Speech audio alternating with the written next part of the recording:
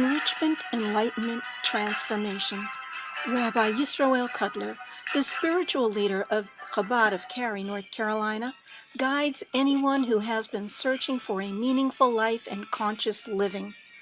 Join our discussions about the mundane, our daily activities, and then infuse every day with a spiritual twist from the inspired sages of the Talmud and Jewish mysticism, which many call Kabbalah.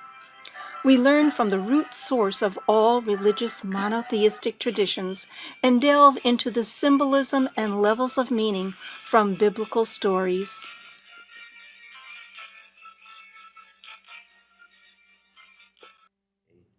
Supervision in Baltimore. Good morning, everyone. Good to be back. It's good to have our online community back here today. God willing, we will now going to be resuming lunch and learn every single week. This parsha is Parshas Kedoshim, which means holy. It has many, many mitzvot, dozens and dozens of mitzvot in the Torah. We're going to discuss a big one that makes its way to the Ten Commandments.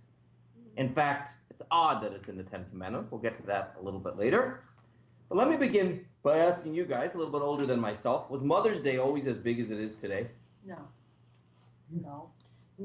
In my house it was. It was? It's almost like a crime if you don't put that token Facebook picture of you and your mother, you know? It's you're not a loyal child today. Now, it's really big today. Brian, was it always like that? Yeah? They didn't have Facebook, but I mean, it's a big deal. Flowers, It is. candy, and But Ryan, and it was So, and it's May. a wonderful May. showing gratitude, appreciation is a wonderful thing. If I were to ask, how It would was you the contrast? How would you contrast the typical perspective on appreciation and respect to parents versus Torah's? Or is there a difference?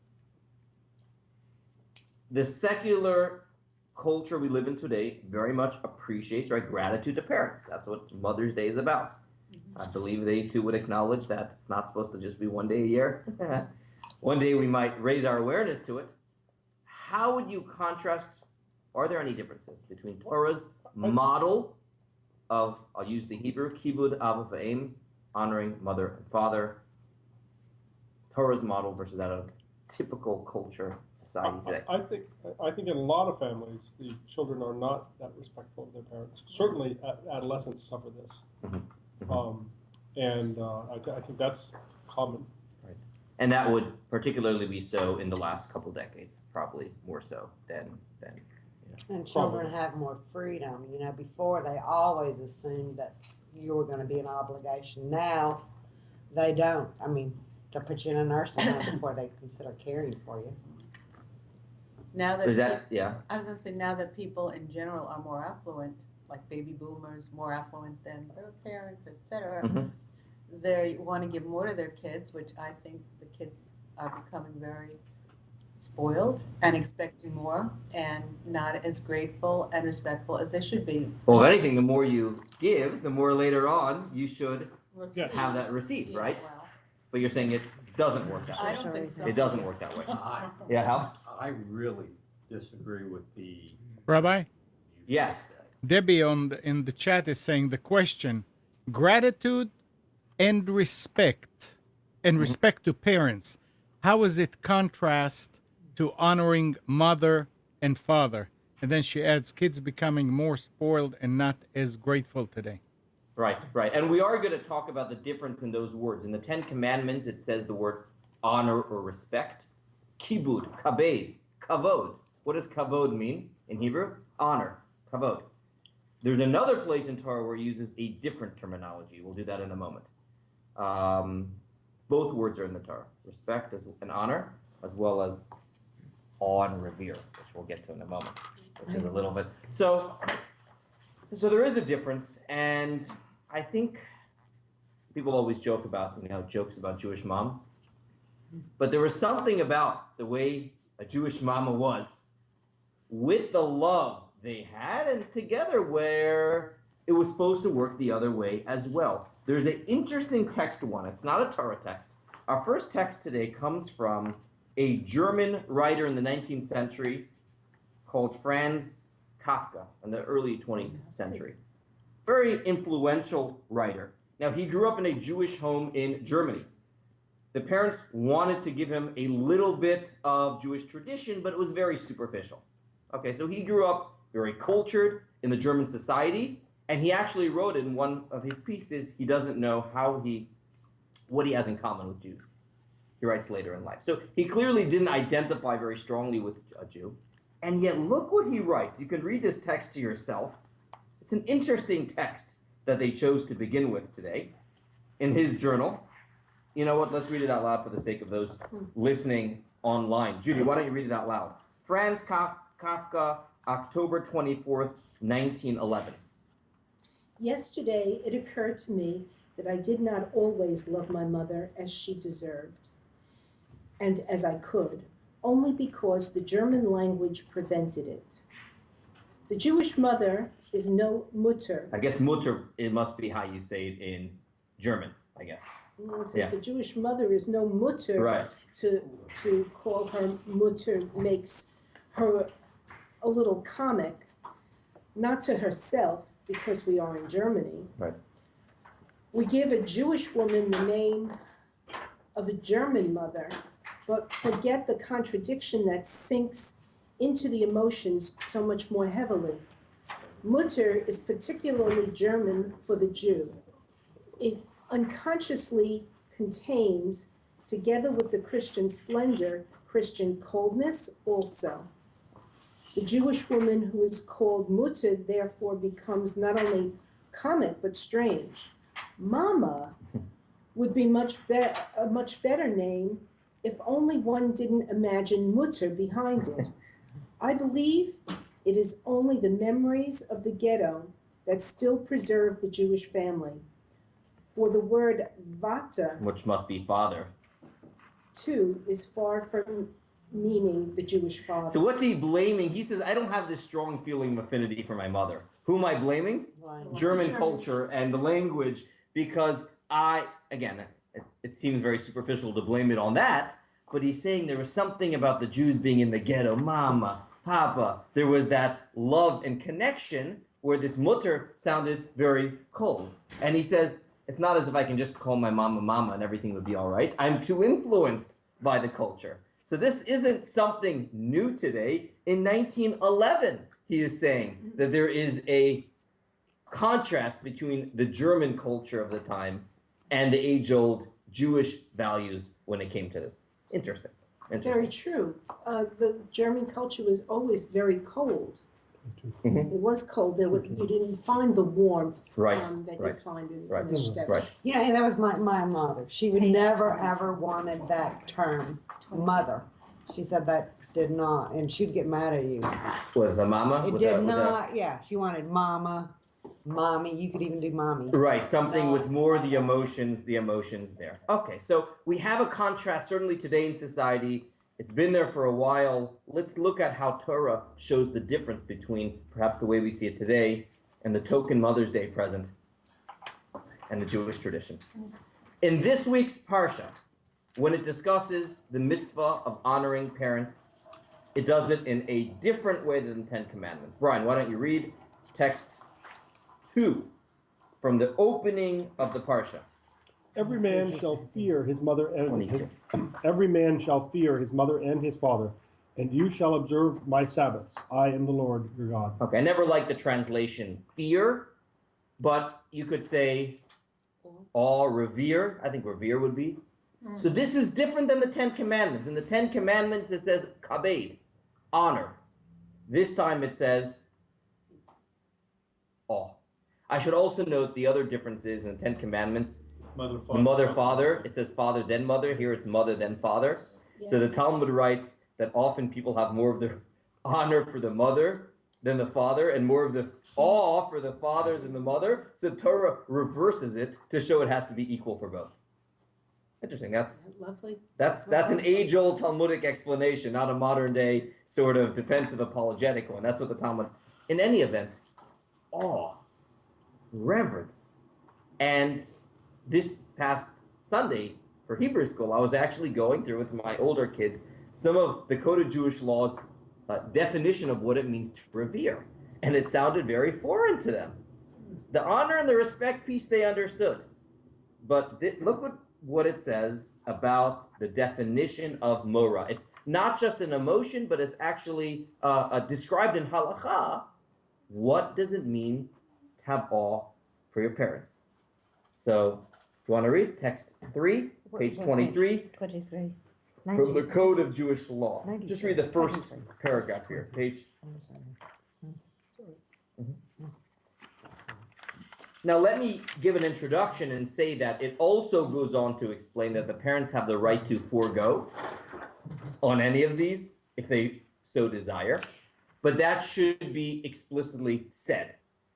With that in mind, why don't you read this, and then we'll take questions. The obligation? The obligation to reverse implies that one may not stand in a place designated for one's parent to stand, while his elder peers or in his designated spot for prayer. One may not sit in a place designated for one's parent to sit. One may not contradict a parent nor express a view in an instance where others disagree with a parent's opinion, even if he concurs with his parent's view. One may not call their parent by name, whether alive or after death. Rather, they should address them as their esteemed parent. Hold it there for a moment. So when it comes to the place, I don't know how common it is today in families to have a set place at the dinner table for mom or dad. We do it. We do. Okay, but if there is, children should not sit there, not only during dinner time, but always. Ever, yeah. Again, this sounds, but if parents don't mind, they forego, it's not always my place, that's okay. But the halacha still is when it comes to not sitting in the place. The other one is an important one, the contradict one. And this is what I was talking to my kids about the most yesterday. Even in an instance where the parents make a mistake and they say, hey, your dentist appointment is tomorrow. And you know it's not tomorrow, you know it is next Tuesday, you know. It continues. How do you do it? Is it possible I remember it being next Tuesday? You ask. You don't say, no, it's next. There's not that direct contradiction. There is posing a question. Is it possible? I thought I remembered this. And then, what? And then it even says you don't even give an opinion. You don't even say, oh, I agree with that. Why? You agree with that? What? Sometimes you don't agree with that? The notion of I agree seems to suggest an equal level. And at the root of all of these laws is that there is meant to be somewhat of a gulf between child and parent. Not to say that they can't be friends, and especially in today's society, we have a lot, that's fine, but there still needs to be parent-child. And I think that is a little bit foreign today. It's lost today because I grew up with that kind of reference. You never contradicted your parent, and certainly not in public. Right. Right. Right. So there's this higher class royalty, it sounds like, the same way you wouldn't think of walking into the Oval Office and sitting in the president's chair. There was that respect for the royalty in the family of mom and dad. And no Kids one are sat like, in huh? No one sat in dad's chair. Ever. Correct. Now, some of this is the formalities in general in society are less so today. Even the notion of having a special chair is less common. We're less formal, I think, than, which is fine. But the contradict one, that's supposed to be observed today as well. Hey, don't get me wrong. We struggle with this with our kids. Society affects all of us. All of us. Questions, comments? Look, we don't Yeah. even sit over there And on Tuesday. it should be more so. Okay. Yes, Dad. Well, I think it shows respect more than anything that, and also they're gonna come back and take that chair. It's kind of like your brother. You never sit in his chair either. You know what happens there. And it continues very strongly, which is difficult to relate to, that even if the child is in this fancy occasion and all dressed up, and the parent humiliates the child in public, the Talmud writes, or the Code of Jewish Law, hold it. Hold the silence, which is But today, today, we can't imagine that. today you would be arrested. for abuse. Okay. But the child should not respond, rather they should remain silent in the reverence of the King of Kings who commanded them. So, which is interesting. That wording seems to suggest, is this moral law or religious law? That has to be religious. Right, you see? Not as if the parents are right in doing what they did. The parents are wrong for doing what they did. That being so, God commanded a certain respect when it comes to that. Yeah. Well, I look at it that because of the honor of the father and mothers on the left side, that it's really the honor We're of gonna them get as there. vessels of God. So you Yeah. wouldn't, if God gives you a bad hand, you don't that's yell good. and scream at him. So Yeah. the same thing, you show the respect for God. No, by you- showing respect for Well, most you people- might. So that's what we're getting at here. There's almost God-like to a certain extent. What is interesting though, and maybe we'll get this a little bit later, is the Torah talks about the way we have to act towards our parents. What the Torah is not discussing so much is what? Love. In that the Torah is acknowledging that that could be difficult. It could be very, very difficult. To love your parent. There, Yeah. every Abusive situation is parents. different. And I want to hold the abusive parent to afterwards. That's its own category as well. I was having points at that. But it makes But I sense. want to, but the notion of, you know what, emotions will fluctuate. Torah can't command us on the emotions. What Torah can say is, notwithstanding the emotions you feel, do this. And we're going to talk a little bit later about why that is so. About why that Tells is you to so. love God. So Oh, it does. loving God it does, but not the parents. And at the end, Love I'll your neighbor. correct. You So know, we'll get there in a moment. Let's go a little further now, and talk about the place it occupies in the Ten Commandments. Text 4 is from the Ten Commandments. Hal. Honor your father and your mother in order that your days be lengthened on the land that the Lord your God is giving you. So it's the only one of the 10 where it mentions some set of reward, whether physical or spiritual, for another time. Famous story in the Talmud. I don't know if you're familiar with this, where a great rabbi became a heretic, and they asked him later what prompted him to be a heretic, and he said he saw an instance in which a father instructed their child to get some eggs from a chicken, from some other bird, and they climbed a tree, and they realized that the mother bird was sitting there. So what do they have to do? In the Torah it says you can't take the eggs while the mother is there. So they have to wait till the mother wasn't there and fulfill that mitzvah. The mother sent away the mother bird, and on the way down fell and died, the child. And this rabbi said those are the only two mitzvot in the Torah that the Torah promises long life. Here they honored their father and sent away the mother bird, and they were killed. How could it be? And that rabbi, yeah, so it's fascinating story for another time. I'm saying that parenthetical, but it is interesting that the Torah promises a reward for this, and B is that it is in the Ten Commandments. I mean, So it broke that person's faith. correct.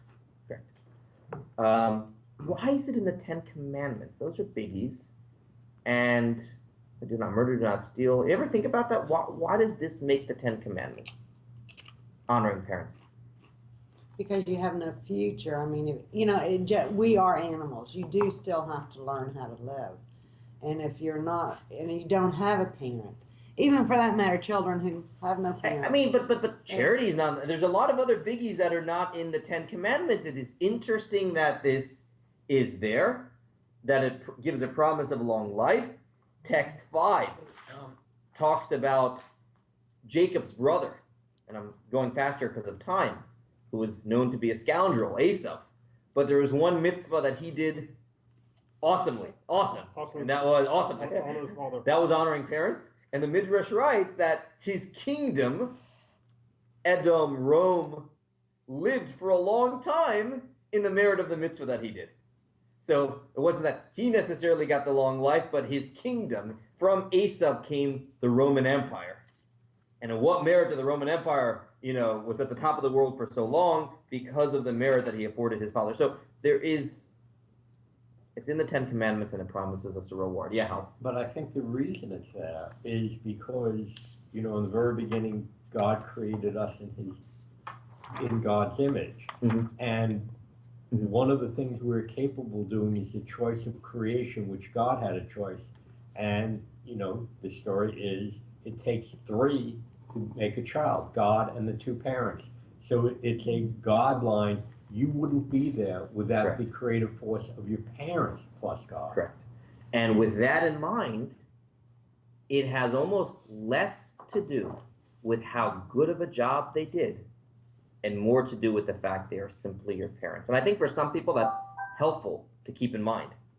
It's not even about now, of course, God willing, they also did a good job and you should, gratitude and all the other things we're going to discuss in a moment. But what you said, Hal, less even to do with how well of a job they did and more to do with the fact you owe your life and your existence to them. And with that in mind, let's do section 2, beginning on page 26. What is the reason why we have to respect our parents? So I think the number one reason everyone would say here is, oh, okay, beyond that, logically, They gave you life. They're caring for so we would say gratitude. Gratitude for what they did. And in the book of mitzvot, there's a book called Sefer HaChinuch. He goes through all the mitzvot and he gives a little reason for each one.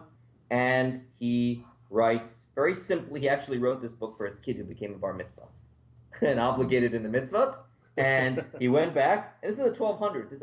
And it's, I don't know if he had in mind that it would be studied until today, but it actually is studied today. They write, Rabbi Aaron Halevi of Barcelona. The truth is, we don't know for sure who was the author of this book. Let's see if it... look at the side note. Rabbi Aaron was considered by some to be the anonymous author of this book. So we don't know for sure who wrote the Chinuch. But it's a famous book, and he goes through all the mitzvot. So whoever the author of the Chinuch was, he writes in text 6, what is the reason for this mitzvah? And Among the foundations of the mitzvah of honoring parents, it is proper to acknowledge and repay the kindness that one has received, and not to be an uncouth ingrate. For ungratefulness is a dreadful character flaw that is anathema before God and man. Take to your heart that your father and mother are the cause of your existence in this world. It is truly proper to accord them all the honors and assistance, because they brought you into this world and exerted so much effort on your behalf when you were younger. okay, so Hakar Satov, gratitude. And Torah, that's something natural. It's so natural that the Torah doesn't allow us to take bribes if you're a judge, right? Because when someone does something to you, you have a natural feeling back to them. However, here is where I would say the mitzvah goes beyond regular gratitude. When it comes to regular gratitude, the negatives that a person does can often offset the positives. So much so that sometimes a little negative in our world can offset positives. It's sad, but think about in life how often it is that people do so much for one another, and then there's one or two things afterwards that get in the way of that. Right? I mean, I think we know those stories, and you almost forget of what happened before. And when it comes to the Torah's perspective on gratitude, it is important that those negatives do not outweigh the positives. And we have several biblical examples of that. One would be, it says, do not despise the Egyptian because you were strangers in their land. They hosted you. Hosted you. That's what you call a host. For a while. For a while, okay. But that's the point. For a while they were. And it would be easy to dismiss all Egyptians as being a bunch of crooks because they enslaved us. And the Torah says, don't do that. Although that was, to be fair, that was not a small negative. Right, that was a big That was a fairly large That was a negative. fairly large one. That is true. And even so, the Torah tells us that. And we have other examples. It's going to give an example in text 7 that there was a battle that the Jewish people had between themselves and the country of Midian. Midian seduced, remember, all the Jewish guys and sent their girls there, and a bunch of Jews died in a plague. So the Jews had to fight a battle against Midian. And in text 7, let's do it. Janice? The verse states, Moses dispatched the army. God said to Moses, avenge the honor of the Jews.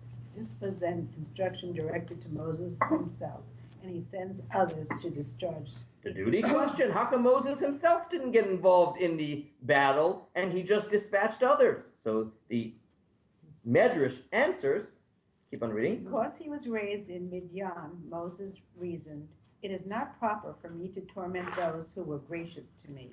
As the saying goes, do not throw a stone into a well from which you drank." So if you received anything positive, we have to be forever grateful, not allowing the negatives to come. And I guess here, Hal, who mentioned abusive parents, God forbid. I mean, I should mention this issue. It's debated. Technically speaking, based upon everything we said today, that the very fact that you are alive, you owe your existence to them, one could make the case that even in abusive parents, that is still so. What would be the reason not to say that? I mean, it would destroy your soul. You Okay, rather- so the effect it has on yourself. We know that in the Torah, actually in last week's Parsha, we discussed it on Shabbos, the Torah says these are the mitzvot that you should do and live by them. And if, God forbid, the performance of a mitzvah causes you to die, whether physically or in this case, emotionally,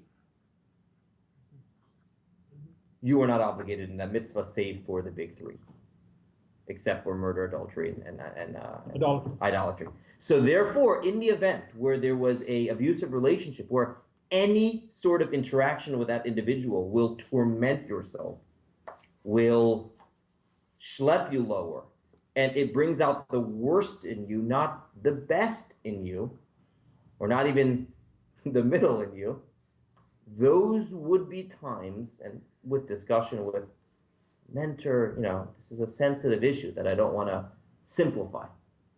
But those would be the times, even in halachic discussions and ethical discussions, where we talk, there might be times, sadly, where just going ways is what, parting ways is what's best. But that very much depends on one's own psychological state. Everyone is different in that regard. Some people are capable of still doing certain acts of honor and respect without it affecting themselves. Other people, understandably, cannot. Yes? What about adopted parents? But that's not in this commandment. Well, that's what I'm just But curious. as How's that- parents still. But they So didn't give you interesting. life, but So how does that very work? good question. So when it comes to the gratitude component of it, one could make the case that you almost have to have even more gratitude because they decided to do it, right? They didn't have to. There wasn't that natural feeling that a parent has. So as far as the gratitude component, very much there. The other component is not there, the fact that they gave you life. And therefore it is seen to be something that you still do, but it's not on the same level. But they do give you life. They could have. It's the ultimate mitzvah. Adoption is one of the, it's Yeah. a tremendous mitzvah. Do you get long life for that also, to raise other people's children? I don't want to play God here, so it's a tremendous mitzvah, so. No, I didn't know if it was written Sure, any place right. that It raising. says another it's the person's ultimate child- mitzvah. Yeah. So to answer the question, there is certainly still the concept of honoring adoptive parents. Should be. In one way, it's the same. In one way, it's not the same, but the concept is still very much there. I should know, once we're on the topic, that it does usually say in halakha that it's best to inform the children. It's interesting. This is an age-old question. Oh, that they're adopted? Yeah. That's a blessing. I mean, that's the way it should be. We can debate. I'm just saying that is the way it normally is. And I'm sure this is probably an It's a emotional, good line. issue we can discuss. I don't want to There's a simplify. legitimate controversy there. Correct. Yes, Correct. right, right. Correct. But typically in Jewish law is always that there's that understanding. All right, at a certain age at least. Let us. So the first answer why we respect parents is simple gratitude, and the way that's different than the way the world looks at it is, even if there's lots and lots of negatives, that still doesn't take it away, except for very unusual circumstances, depending on the person. There's another place in Jewish law that it goes a step further than just gratitude, text 8, where we have to in the readings. Barbara, text 8. Our sages of blessed memory said that a child's obligations towards his or her parents are considered repayment of debt. For children are duty bound to remunerate their parents for all the the good they have done for them. One who does not respect his or her parents is thus considered wicked. As the verse states, the wicked one borrows and does not repay. How does this add on gratitude? How is this different than the gratitude perspective? I mean, it seems to, yeah, Marty, Here's, I owe you. Gratitude is not that you owe the person, you're grateful. Here it's just a bargain that you, it's sort of like a transaction. Right, but both have to go together, clearly. Right. But this is an additional piece because if it's just gratitude, a lot of people have different definitions of gratitude. A little card does the job, a gift on Mother's Day. Here it's saying, Hallmark, they raised you. They pushed you in the carriage. If the day comes and you're going to be pushing them in the wheelchair, You have to you push. see, Oh, so on and so forth. So this helps someone look at it as everything that was done for me, I want to try to do for my parents. And obviously there are times where that's not possible and you pay other people to do it as well, you know, but that is a serious decision to be made, and it has to do with what's best, of course, for everyone. But I think that helps us. That helps someone who is in a difficult situation of caring for a parent, just to give them this mindset. Think of, and it's easy for me to relate to now with a bunch of young kids, and you think of everything you do for young kids at that stage. I think that of all the things that Yeah, the parents children do for me, Right. I think they outnumber the things I've done for It's them. beautiful that you have that level of gratitude. I doubt that is true, but that's beautiful that you have that level of gratitude. What also makes it so challenging, though, is that it is unnatural. It is natural for a parent to do it to children. Text, I'm going to skip for a little bit. Text 11b.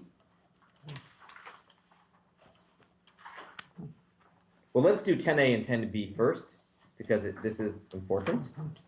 It's a little context here. Marty? Okay, there is one who feeds his father's succulent fowl, and this act causes the son to be driven from this world. Another makes his father grind with a millstone, and this act causes him to merit great reward in the world. What does that mean? So the point here is context is everything. It's not just what you do, but it is how you do it. Keep on reading, 10b. The Jerusalem Talmud relates two stories. There was once a son who would serve his father the fatty pigeon birds, an expensive delicacy. One day the father asked his son, "How did you get such expensive fowl?" The son replied, Grandpa, of what concerns is it to you? Just chew away," demonstrating how resentful he felt. Another story is about a son who operated a mill. One day his elderly father was drafted by the king's labor force. The son told the father, "Father, you stay here and work the mill to support yourself while I take your place in the draft, which is undoubtedly harsher work than running our mill." So A, context is everything, but B is the feelings, the emotions that go into the care of parents and preserving dignity is very, very important. And again, that one of the reasons it's challenging is because it's more unnatural. Text 11b is a common expression even years ago. Yeah? Virgil, would you like to read 11b? Oh, 11b. There is a common idiom, one father lovingly and unwillingly supports 10 children. 10 children, on the other hand, do not lovingly and willingly support their one father. In other words, that is why the Torah has to command us this. The Torah does not have to command so much about parents taking care of their children, because there is more of a natural condition. But children taking care of parents is more unnatural. It's the opposite of the way God made the world. And therefore, there's a specific command. So what do we do in this section? We mentioned a few differences between just typical the way society views it and Torah. A is the gratitude should be there even if there's some negatives. B is we should have the mindset we are truly paying back for everything that happened. And 3 is we have to be cognizant of the fact that it is unnatural. Therefore, there has to be a command for it. And it's important that it's still done with dignity. We are still left, though, with why does the Torah have to tell us revere? Awe. Why the awe? Why the revere? Why the reverence? Why the godlike status? And They really have done so much for us. But then the respect should be enough. I mean, everything we just explained in the last section is the respect. Kabed, the honor, the respect, the doing things for your parents. But why? Don't call them by the name and don't sit in their chair and don't contradict. Where does that come from? The respect, I understand where that comes from. That comes from the gratitude and the repayment. Where does the reverence? Yeah. The Hebrew word that you're saying is awe. Is that Yeah. also the word that we use with God? Mhm. I looked at the chart on the next page, and it's like a wow moment. Yeah. Um, Everyone look at that chart on page 32. It's talking about how the commandment's on the wrong side of it's on the wrong tablet. It's on the God side. And that is a wow moment. That really is that chart tells us the answer to our question. We still have to understand what the Torah is attempting to convey to us. But the fact that, look everyone, you even see the chart on page 32. And the second column of commandments are all commandments between one person and another person. And the first column have to do with our relationship with God. And 5 is the only one that is very much out of place. And it isn't because they want it to be equal. 5 and 5. There's more than that. If anything, the font would be there's extra room on the second column. You know why? They're a lot shorter.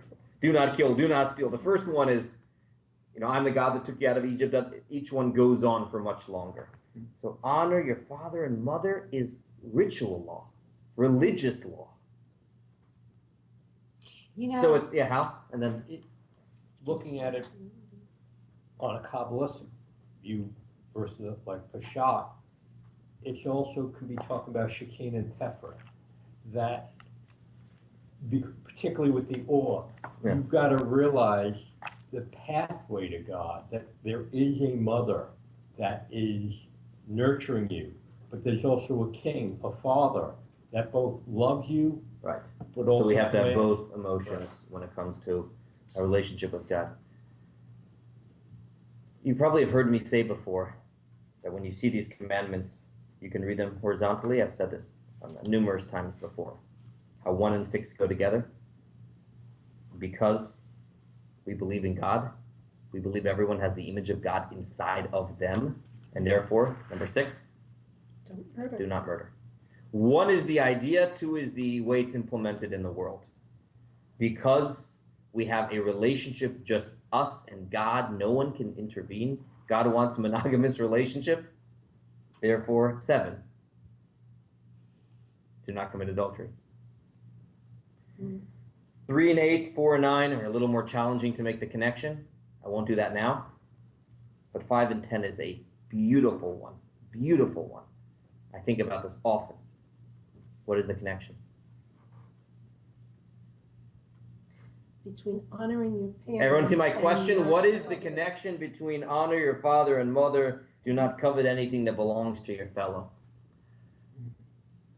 Well, I mean, it's also honoring your fellow in some ways by not desiring all of his stuff. Yeah. Anyone? I need a little This- help to make the connection.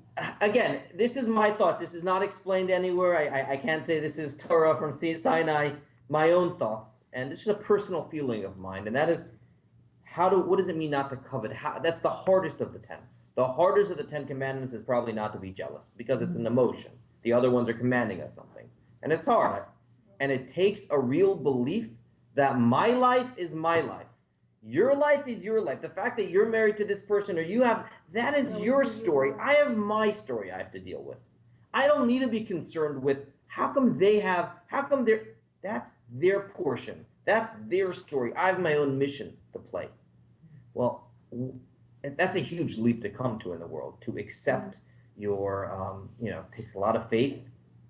But where does that issue really begin? Why was I in this family? Why was I born with this mother and this father? How come I couldn't have born in other circumstances? Had I been born there to them, or whether it's Jewish or not Jewish, life would have been so much easier. But it could have been a lot worse. It could have been a lot worse too. Okay, but I'm saying this is where it all begins, and one accepts. You know what? God deemed, for whatever the reason, that I should be born to these people. It was meant for me. It's my mission. It's my story. And when one accepts that, then afterwards the number 10 follows as well. So in accepting our mother and father as the partners of God in our creation, we are actually expressing our faith in God with the good and with the challenges. And therefore, it is part of our relationship with God, hence it's in the first column. The chinuch gives a simpler explanation for it. And he writes that when we have gratitude, let's do text 12. When we integrate gratitude into our natures, we will also come to acknowledge and appreciate the goodness of God, who is the cause of our existence, as well as the existence of our parents all the way back to Adam. It is God who caused us to enter this world. It is God who provided our needs at every point in our lives. It is God who established us emotionally and physically. And it is God who gave us an intellectual soul, without which we would be as lacking in intelligence as a horse or mule. We will then properly assess how careful and meticulous we should be in his service. And he continues, when we lack gratitude, it begins with lacking gratitude to other people and follows from there is lack of gratitude to God. The two go together. There's a biblical source for that. If you remember at the beginning of the Exodus, the slavery actually, it says a new Pharaoh arose that didn't remember Joseph. What, he didn't remember Joseph? He never took Egyptian History 101. Obviously, he chose not to remember. He didn't want to be grateful. And then a few chapters later, Moses comes and says, God instructs me that you're supposed to let the Jews go. Let my people go. What is the answer? I don't know God. Who is God that calls you? I don't know God. So there's I don't know Joseph, and I don't know God. When we are grateful to other people, we'll be grateful of God. When we have the appreciation for our parents, then Hashem follows as well. Interesting that Eve's not mentioned. Yeah, there we go.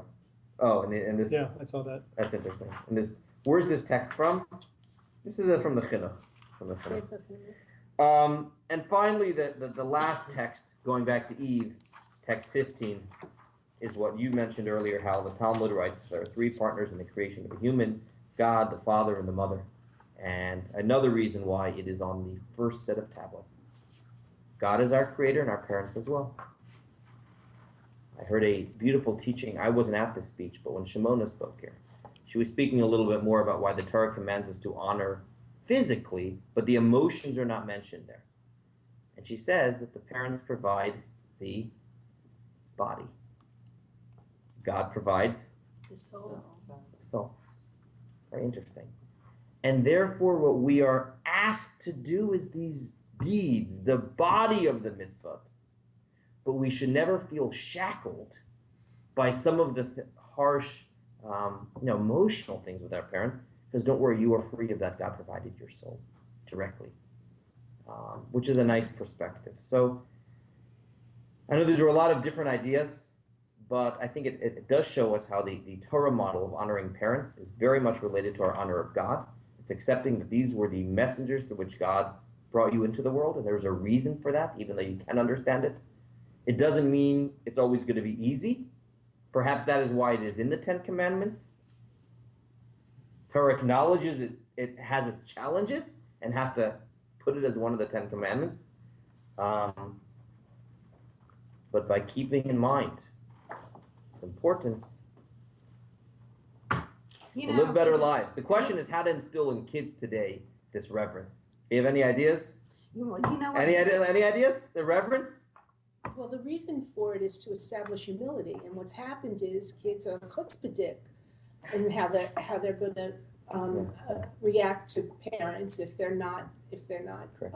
Part of that, though, is the mind of the world is going faster and faster, and out with the old and in with the new. Yeah. And one of the texts we skipped at the way end is part of the respect for parents is also that our tradition was passed down Jewishly from our parents. And even in instances where our parents may not have given us that much, I guess a convert would be a different story, But even in an instance where a parent wouldn't be giving us that much, it was still enough to keep us identified as Jews to then therefore learn more. So there is an appreciation for one step closer to the Exodus story, one step closer to the giving of the Torah, one step closer to the beautiful Jewish history. And as a result of that, there's a respect for tradition and a respect for the past. Yeah. I think in part, societal loss of respect for the parents is also related to society's loss of respect for teachers. Mm. Mhm. You know, we don't give our public school teachers very much respect at all. Mhm. And I think it's related because Yeah. the children are seeing the authority, you know, those authority figures aren't given the respect they're due. That's true. Yeah, you could see that in teachers, in many areas of life. That reverence is not there. That's true. But a lot That's of true. that's Police also. the parents. I mean, one for your first question is modeling. You know how you Correct. treat your parents. Right. Now Correct. in a diverse society, grandma and grandpa aren't next door anymore. Right. Right. And to yours, think of the issue is when we were growing up, you weren't afraid of getting called to the principal's office. You were afraid the principal was going to call home. Yeah. It had nothing to do with the principal Right. getting home. And now the principal doesn't bother to call because the parent goes, "Oh, it wasn't my little Johnny that started." He's gonna blame the principal. Exactly. Today you blame the principal. I'd like to But interject.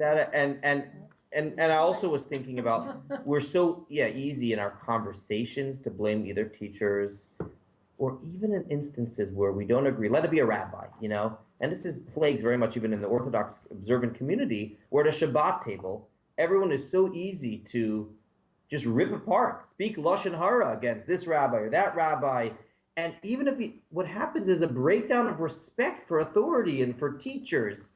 And as kids see that, I very much agree that then connects to parents as well. Yeah. I was going to interject that we have given over our teaching authority to the government, and the government has really, separated any kind of emotional attachments and, That's a choice everyone makes. You know what, The I choice just everyone wanna makes. bring up, like the And I know Canadian it's late. If geese. anyone, I just want to finish on the online and then thank you for tuning in. A special thanks to Amnon Nissan of Nissan Communications for making this possible. Any questions, comments, definitely email us. My initials yc@chabadofcary.org, yc@chabadofcary.org. Thank you for joining us, and we will be back here next week. You know, if you look at